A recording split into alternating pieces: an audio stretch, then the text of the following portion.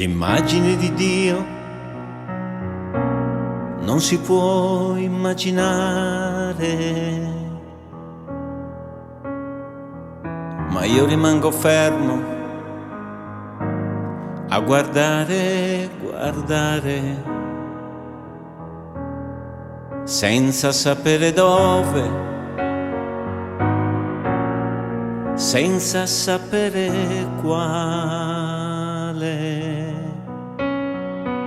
Il sole dietro un muro bianco, bianco e spettrale,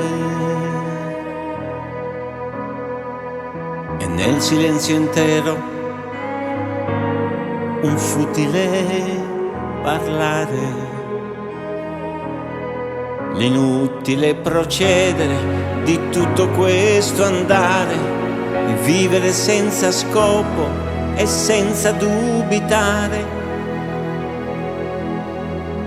ma so con precisione, lo so senza sbagliare, che non si è dato un nome e non può tollerare di doversi arruolare come fosse un guerriero, come fosse un guerriero, un eroe nazionale. Il padre della patria, un figlio in Palestina, un profeta nostrano, arabo, israeliano, il manichino nudo da usare come scudo. E so con precisione, precisamente avverto, che certamente Dio non è nemmeno sardo.